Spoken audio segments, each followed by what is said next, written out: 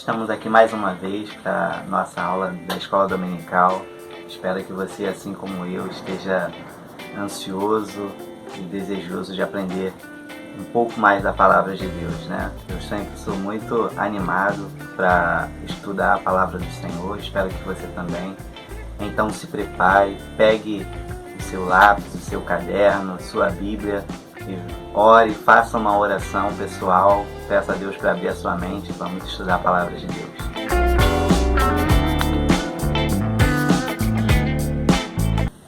Eu não sei você, mas ao longo das 6 lições que nós estudamos, eu ficava ansioso para derrubar logo as muralhas de Jericó, né? Mas percebemos ao longo das lições a importância de cada ponto, onde o comentarista parou, ele deu uma devida atenção a cada ponto e nós com isso podemos aprender um pouco mais. Esse é o benefício da escola dominical. Nós temos um trimestre inteiro para estudar um livro e nós temos então a possibilidade de parar em alguns pontos que normalmente numa pregação não conseguiríamos, né? Até mesmo no seminário não conseguiríamos, tendo que correr com as matérias, nós não conseguimos observar certos detalhes. Esse é o benefício da escola dominical, né? Por isso nós chamamos a escola dominical de gloriosa escola dominical. Se você tem desejo, é um amante da palavra de Deus, com certeza você sempre vai valorizar muito esses pontos que nós aprendemos. A lição de número 7 tem o título Derrotando o Primeiro Inimigo, fazendo referência à cidade de Jericó. E no tópico 1 fala sobre a primeira batalha dos hebreus na Terra Prometida. Nós não vamos fazer a leitura, porque a leitura ela é muito grande. O nosso vídeo tem que ser um vídeo resumido. Então, para que nós não tornemos essa aula muito longa, nós não vamos fazer a leitura, mas eu vou deixar aí embaixo no blog para você acompanhar a leitura que está em Josué capítulo 6, versículo 1 ao 10. O número 1, tópico 1, diz a primeira batalha dos hebreus na Terra Prometida. Os subtópicos do tópico 1 o primeiro, Jericó era uma cidade forte. O segundo, o rei de Jericó não estava brincando. E o terceiro, a cidade só cairia com a ajuda de Deus. É muito bom a gente lembrar algumas coisas que nós já estudamos referentes ao livro de Josué. E nós falamos na última aula, inclusive, sobre a ida dele ao pé da cidade. Josué já havia enviado 2 espias à cidade de Jericó, só que ele mesmo, como o líder, né, como o general daquele exército, ele foi até o lugar para ele mesmo olhar com seus olhos, para que assim ele pudesse ter uma melhor visão estratégica de como eles atacariam a cidade. Lembra que ao chegar ali, Josué ele teve um encontro com o Senhor, que se manifestou para ele. Josué não reconheceu e ele se apresentou como um príncipe dos exércitos de Deus. Não sabemos de onde veio a estratégia de pegarem a arca, darem voltas na cidade e por fim darem um grito, tocarem a buzina e as muralhas caírem por terra. Mas tudo indica que aquele encontro foi aonde Josué recebeu a instrução, a estratégia do próprio Deus de como ele deveria fazer. Vemos que Jericó ela era também parte das cidades aonde os espias enviados por Moisés haviam ido, e o que os espias enviados por Moisés tinham visto trouxe grande temor a eles. Eles ficaram desacreditados quando viram as cidades, viram seus exércitos.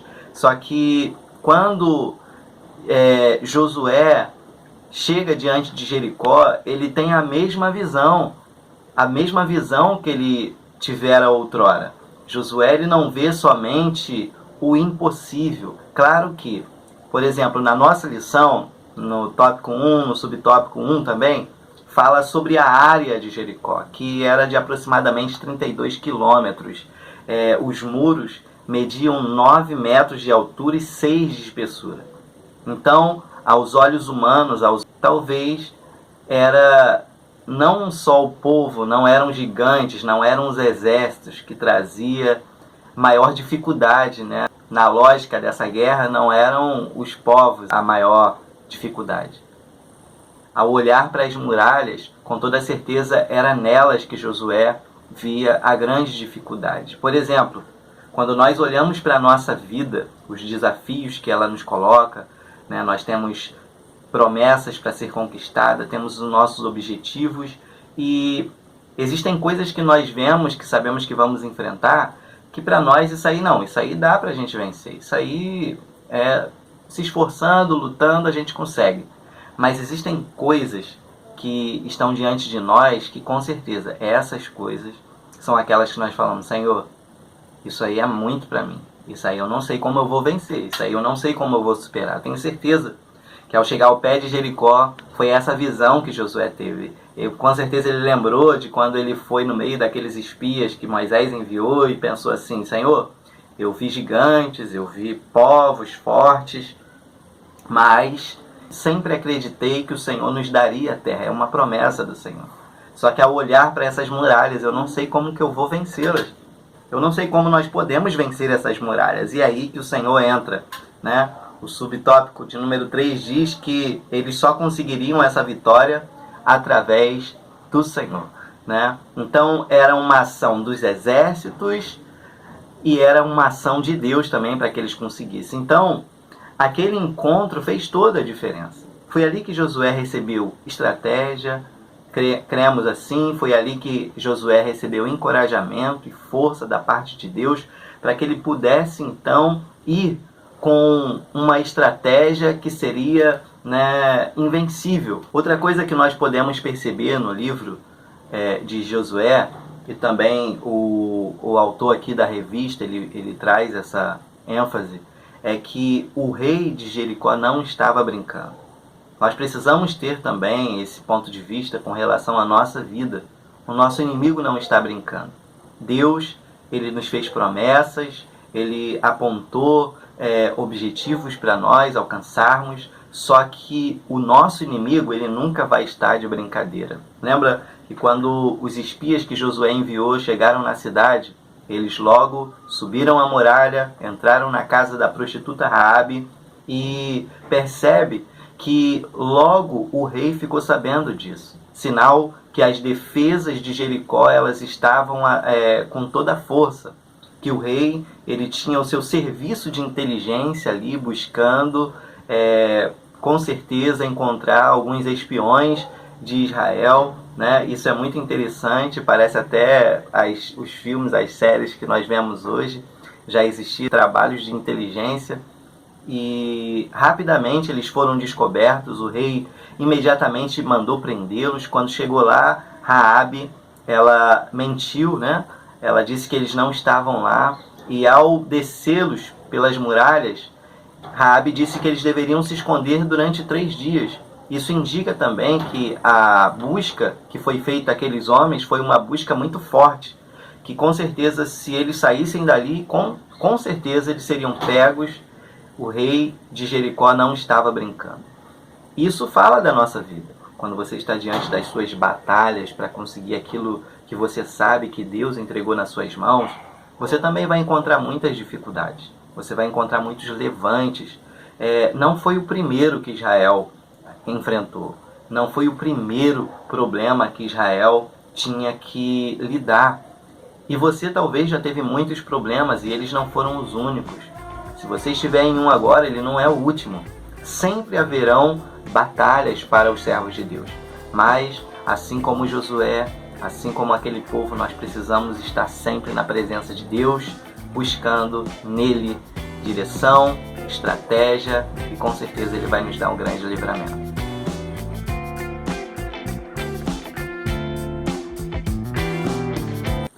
Chegamos no tópico 2 da nossa lição.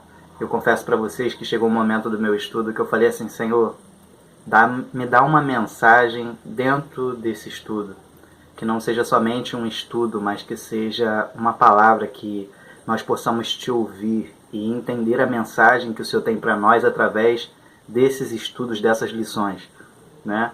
E foi aí que o Senhor começou a falar no meu coração. Eu posso te dizer que esse tópico foi o que mais falou ao meu coração. Esse tópico tem por título a estratégia de Deus para a batalha em Jericó. Deus, ele é um Deus estratégico, né? Se existe a arte da guerra, Deus, ele é Senhor e soberano sobre todas as artes, né? Com certeza, a melhor estratégia vem da parte do nosso Deus. E ali, uma das coisas que me chama a atenção logo no início, que foi o corte dos suprimentos para o povo de Jericó. A Bíblia diz em Josué, capítulo de número 6, versículo de número 1, que ninguém entrava e ninguém saía. Isso sempre fez parte das estratégias de guerra dos povos antigos. Eles sitiavam a cidade e com isso era impossível que as pessoas da cidade viessem receber alimentos, remédios, suprimentos, e com isso eles acabavam sofrendo muito dentro da cidade. Jerusalém, por exemplo, está na história que Jerusalém ela sofreu muitos cercos, e nesses cercos que ela sofreu, Jerusalém teve os maiores prejuízos do que propriamente na hora da guerra contra o inimigo. Diz a história que quando Jerusalém foi cercada, muitas pessoas morreram de fome, e depois da fome os seus corpos não podiam ser enterrados porque eram muitos, então muitas pessoas começaram a ficar doentes por causa da exposição daqueles corpos, e a fome fez com que umas pessoas matassem as outras para poder comer a carne das outras pessoas, ou seja, praticar o canibalismo. E está na história, e isso é muito interessante, que as guerras, quando as cidades eram cercadas, como no caso de Jerusalém, os maiores prejuízos, a maior quantidade de mortes não aconteciam nem na hora do ataque do inimigo, mas enquanto a cidade estava cercada, internamente eles estavam perdendo, eles estavam sofrendo, eles estavam vivendo um ataque do inimigo através daquele cerco. Eu me lembro da minha mãe e das senhoras que cuidaram de mim, porque foram muitas, sempre tinha algumas frases que elas me repetiam muito, que era assim: come, senão você vai ficar doente. Come, senão você não vai crescer. Ou então era essa frase: você sabia que muitas pessoas gostariam de comer o que você está comendo aí, mas elas não têm nem isso para comer? Talvez você também, quando era criança, teve problemas para comer como eu. Eu apanhei muito, sofri muito na mão de quem cuidava de mim na hora do almoço, na hora da janta, porque tudo que eu queria comer era besteira. Mas quando eu olho para a história de Jericó, para o cerco e para a estratégia que Josué estava colocando em andamento, que era impedir os suprimentos de chegarem à cidade, eu vejo uma lição por trás de tudo isso, uma lição muito preciosa para as nossas vidas. E eu queria que você meditasse nisso junto comigo. Você sabia que essa estratégia de guerra, ela continua sendo usada ainda nos nossos dias? Continua sendo usada. O nosso adversário, ele usa essa estratégia o tempo inteiro. Como, Zé Carlos? O nosso adversário vive nos cercando de todas as formas, ele vive preparando os seus cercos, nos mantendo sitiados. Para quê? Para que nós não venhamos nos alimentar da palavra de Deus. E as frases que a minha mãe, que as senhoras falavam para mim, até hoje, elas precisam continuar soando. E quem sabe soar na sua vida, ecoar no seu coração. Dizendo assim: come, porque senão você vai ficar doente. Você sabe por que muitos cristãos são muito frágeis, suscetíveis às quedas, caem facilmente? Porque não tem uma vida cristã saudável. Vida cristã saudável é uma vida que se alimenta da palavra de Deus. Lembra quando Jesus ele foi tentado no deserto pelo diabo? A resposta que o Senhor Jesus disse: você não ouviu o que estava escrito, Satanás? Que não só de pão viverá o homem, mas de toda a palavra que sai da boca de Deus. Ou seja, nós não só nos alimentamos das coisas desse mundo, dos pães e das carnes e da janta e do almoço, nós também precisamos nos alimentar da palavra de Deus. Isso é um conselho prático para a nossa vida cristã, se nós queremos ter uma vida saudável. Outra coisa que sempre me falavam: come, senão você não cresce. Você sabia que um dos maiores problemas da nossa igreja atual é a imaturidade espiritual, e quando não, a infantilidade espiritual? Por que nós temos tantas pessoas envolvidas com problemas se comportando como crianças na fé? Porque a tendência das pessoas se converterem hoje no Brasil é muito grande. se convertem, mas elas não se fundamentam como devem. E o maior fundamento do cristão é a palavra de Deus. Ele precisa se aprofundar na palavra de Deus, ele precisa se tornar um amante da palavra de Deus. Com certeza você que está assistindo essa aula não é à toa, porque muitos têm essa oportunidade também, mas acabam ignorando, desprezando essa oportunidade. Quando a nossa vida espiritual, a nossa saúde espiritual, ela depende da nossa busca constante pelo entendimento, pelo conhecimento da palavra de Deus. Então, se alimenta, cara. Senão você não cresce espiritualmente. Se alimenta, senão você vai ficar doente espiritualmente. E por fim, outra frase que eu ouvi muito foi essa: você sabia que muitas pessoas gostariam de ter esse alimento que você tem e que você despreza, mas elas não têm? Elas gostariam de ter, mas não têm. Isso também aqui vem como uma flecha no meu coração. Pois eu sei que em muitas partes do mundo, onde os cristãos ainda são perseguidos e onde a palavra de Deus ela é proibida, muitos gostariam de ter uma Bíblia como nós temos. E essas pessoas são proibidas de acessar a Bíblia. Nem mesmo assim como temos em nosso telefone celular, no smartphone. Então eu queria chamar a sua atenção para este fato. Será que a sua vida está sitiada pelo adversário e você não tem se alimentado da palavra de Deus? Quem sabe esse é um dos principais motivos que te levam a estar sempre nos altos e baixos. Sabe aquela gripe? Sempre uma pessoa está doente, aí melhora, está doente. Aí geralmente minha mãe falava assim, tá vendo? Você não se alimenta direito, por isso que você vive doente. Então, receba essa palavra, pense sobre isso, isso é muito importante para o nosso crescimento espiritual.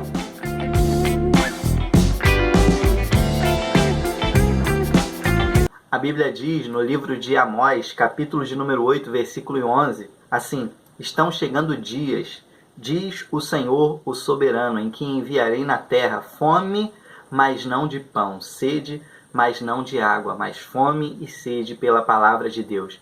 Um dia eu preguei na igreja sobre este versículo e também fiz referência a Romanos capítulo 10, quando fala sobre quem deu crédito à pregação do Senhor, né? Porque a fé, ela vem pelo ouvir e ouvir pela palavra de Deus. Eu me lembro bem que no dia que eu falei sobre esses versículos na igreja, eu falei que talvez esse versículo que está no livro de Amós não tenha somente um lado negativo. Quem sabe se pararmos e analisarmos ele, nós encontraremos um lado positivo nesse versículo, não apenas uma palavra de juízo da parte de Deus. Porque quando lemos que o Senhor não enviaria fome de pão, nem sede de água, mas fome e sede da palavra de Deus, nós precisamos entender que há uma coisa muito boa nisso. Sabe por que algumas pessoas não leem a Bíblia todo dia? Sabe por que algumas pessoas não têm interesse pela escola dominical, por exemplo? Sabe por quê? Porque elas não têm fome e nem sede pela palavra de Deus. Se Deus envia essa fome, certamente nós iremos à busca. Eu sempre falo para minha filha, né? Porque ela, como eu, tem muito problema para comer. Eu falo assim, filha, os animais, quando eles têm fome, ainda que eles não tenham raciocínio, eles saem correndo em busca do seu alimento. E você tem que ser da mesma maneira. Se você está com fome, não espere por ninguém. Vá, prepare o seu prato, vá buscar um biscoito para você comer. Não passe fome esperando que alguém te dê a comida, né? Então, quando nós temos fome e sede pela palavra de Deus, certamente nós vamos buscar essa palavra. Nós vamos separar no nosso dia um momento para ler a palavra de Deus. E não somente isso. Para fechar essa parte, Romanos capítulo 10 diz que a fé, ela vem pelo ouvir, e ouvir pela palavra de Deus. Seria errado nós dizermos que a fé é pelo ouvir e ouvir a palavra. Não, é ouvir pela palavra. Não é só o fato de você ler diariamente a palavra. Não é só o fato de você escutar pregações no seu celular. É você ouvir a voz de Deus pela palavra. Você precisa ter fome e sede pela palavra e ouvir Deus falando com você através dela. Porque senão a leitura da palavra não vai produzir o efeito para o qual ela foi enviada até você. Então você precisa meditar na palavra. Separar um tempo de qualidade para ler a palavra de Deus. Assim, você conseguirá ouvir a voz de Deus através da palavra, você será alimentado e o inimigo que possa estar te cercando, ele será vencido, não será o vencedor. Outra coisa interessante na hora desta batalha, na hora em que a cidade ela é sitiada, chama-me muito a atenção o fato de que, com toda certeza, o povo de Jericó se garantia, se achava superior aos outros, aos seus possíveis inimigos, né? Com relação àquelas muralhas. Aquelas muralhas eram um símbolo de resistência e poder do povo de Jericó. Só que quando ela foi sitiada pelo povo de Israel, uma coisa aconteceu. Aquilo que para eles era o poder, a defesa, a superioridade, se tornou a prisão. Eis um grande problema, e isso também me falou muito ao coração. Uma vez eu li um livro, o nome desse livro é A Isca de Satanás, de John Bevere. Esse livro me ensinou lições muito importantes sobre a questão da ofensa, né? Quando nós sofremos uma ofensa, quando nós sofremos uma decepção, uma traição, como nós lidamos com isso? Quando o povo de Jericó estava sitiado, eles perderam os suprimentos que vinham de fora. Então eles se tornaram prisioneiros da muralha, que até aqueles dias era o sinal de superioridade com relação aos povos de fora, aos povos inimigos. Quando uma pessoa ela sofre uma decepção em sua vida, talvez em um relacionamento, por exemplo, quando essa pessoa sofre essa decepção, o que ela faz? Ela levanta muralhas de proteção, ela se torna uma Jericó ambulante. Ela se torna uma Jericó porque ela se protege dos ataques que possam mais uma vez machucá-la. Então, ao levantar muralhas de proteção, né, essa autoproteção, o que acontece? Muitas pessoas, sem perceber, se tornam prisioneiras de si mesmo. Se tornam prisioneiras, não permitindo que pessoas possam acessá-la novamente. Não permitindo que pessoas possam entrar no seu coração. Elas não abrem mais o seu coração para ninguém. Precisamos refletir sobre isso. Nós temos que colocar guardas nas portas da nossa vida. Não permitir que qualquer pessoa entre. Mas não nos isolarmos do mundo, impedindo a nós mesmos de nos relacionarmos. Então eu queria chamar a sua atenção, não faça como isso. Provérbios capítulo 18, versículo 19 diz que um irmão ofendido é mais inacessível do que uma cidade fortificada ou uma cidade murada. Um irmão ofendido, ele é mais inacessível do que uma cidade fortificada. Sabe, existem pessoas hoje que têm dificuldade de relacionamento. Existem pessoas que foram traídas, que sofreram grandemente frustrações na sua vida e que depois disso fecharam-se completamente para o mundo exterior, para as pessoas de fora. Você precisa tomar cuidado quem entra, mas isso não significa que você tem que se fechar para toda a sua vida. Você precisa tomar cuidado com isso, porque senão você pode viver uma vida infeliz, sendo prisioneiro dos seus próprios sentimentos. Nessa ideia de estar se defendendo de quem pode te ferir, você mesmo está se ferindo.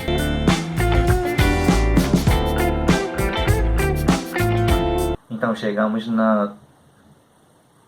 chegamos no tópico 3 e aqui nós encontramos um fechamento maravilhoso. Com certeza, toda a história sobre a vitória sobre Jericó, ela nos ensina muito.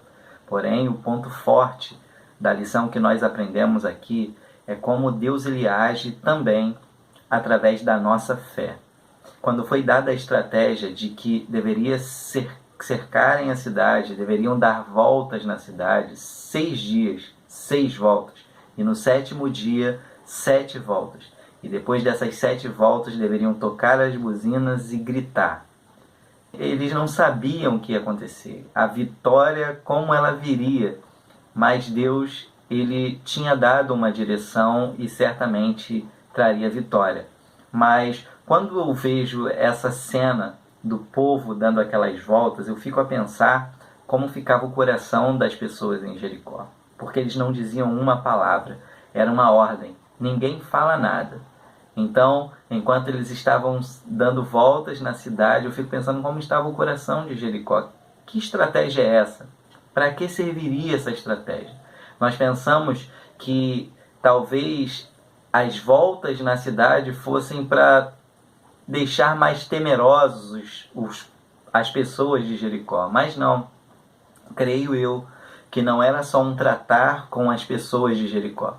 Creio eu que era um tratar com o próprio povo de Israel, porque aquela vitória não dependia só das espadas, do braço, da força do povo.